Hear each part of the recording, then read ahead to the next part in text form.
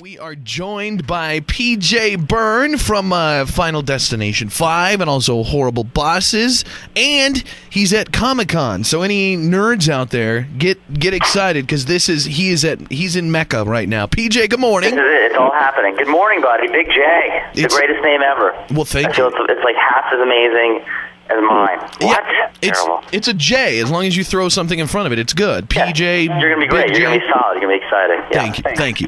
Tell us what's going on at Comic-Con. Are you there for Final Destination? Yeah, they brought us down for Final Destination, and we actually saw some of the opening sequences of the movie, the big bridge sequence where it goes down, and it just blew our minds. So it looks amazing, and then it was actually brilliant because then we actually did interviews right after that where we're so juiced and jazzed. It's sort of a smart way to help us get excited about the film. That's cool. Are you a super nerd? I mean, like, are you one of the guys that would have really appreciated Comic-Con even if you weren't there for work? Only on Fridays, and today is Friday, so yes. No, I mean, yeah, clearly. Have you seen a picture of me? Like, that guy looks like a nerd. He plays nerds on TV. This is it's such a fun world. This is like sort of like my Super Bowl, and to be able to interact with the fans of like Final Destination 5 is a super experience. That's awesome. What's it like to be a part of Final Destination? I mean, it's kind of it's one of those things. It just goes and goes and goes. It goes. Well, actually, what's cool about this movie? This took 14 years to make. This movie, Final Destination 5. They did make 4 movies to get to this one, so it's exciting. Very exciting. Is it something you wanted to do? I mean, did you watch those movies? Were you a fan of them, or is it kind of just like a job, and you're like, oh yeah, that's a cool job? Because some people are really into this. Yeah, no, look, hey, I'm a fan of the franchise, and you know, The Way I Die, or actually The Two Ways I Die, were so interesting and cool and fun. And, you know, I don't really get to play action stars, but, you know, to be able to fly at the camera in 3D and then, you know, and meet my demise, I was like, where do I sign up for that? That just looks amazing and fun. And the cool thing about this one, though, is we used a camera that really no one was using at the time, and we got the director is a 3D stud that they went and got this great guy named Steve Quayle, who's James Cameron's right-hand man, you know, on all his movies. Mm-hmm. So, and then they paid the writer a lot of money, and then they got other like actors like Dave Koechner and Courtney B. Vance to be in the film. So they really went for it on this one, and it looks like it's a $150 million movie. It looks amazing.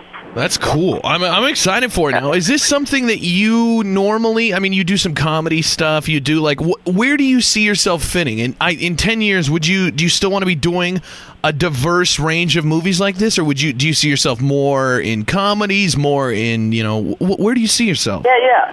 The good thing is that I guess I get lucky enough to find myself doing the comedies and the dramas, and then getting these great experiences to do movies like Final Destination 5, but I don't know if I could ever follow like the Paul Giamatti model or the John C. Reilly model. Like, where do I sign for that? That'd be a great career. Yeah, those are both good guys, talented guys for sure. They're super sweethearts too. They're just nice people. Have you got to work with both of those guys?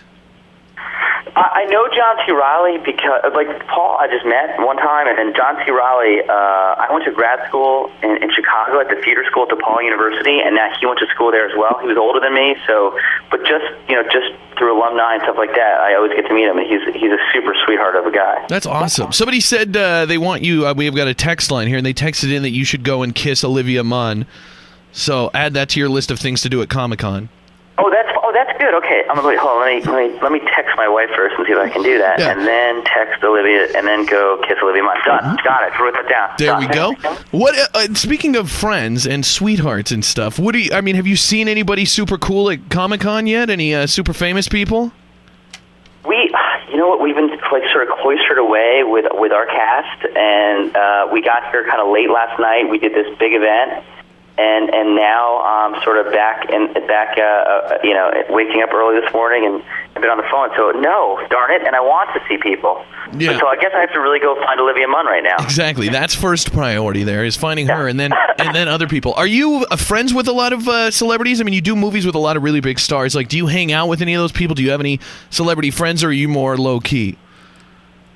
I'm okay. I mean, you are friends, I guess, with some people who are considered famous, but a lot of my friends from grad school came out here with me, and you make a lot of dear friends, that aren't necessarily in the business. Like, my wife works for the Muscular Dystrophy Association, so it's just like in any wherever you grow up, your friends have, do a myriad of different professions, and some happen. If those are the actor friends and they're famous, so be it. That's what actors always say. That you guys all are like, oh, I've got some friends. I mean, people might have heard of like one of my best friends, Mr. Hanks, Tom Hanks. You might have heard of him. He does act a little.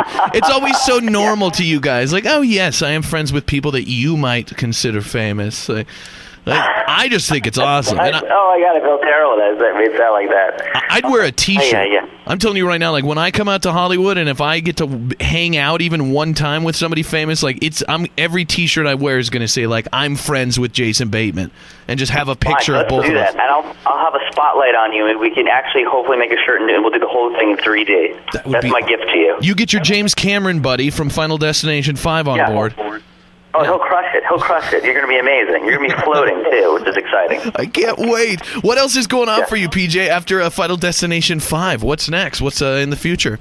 Well, yeah, I do a cartoon for Nickelodeon called The Last Airbender, The Legend of Korra, and then I go back and do this show called The Game, which is on BET.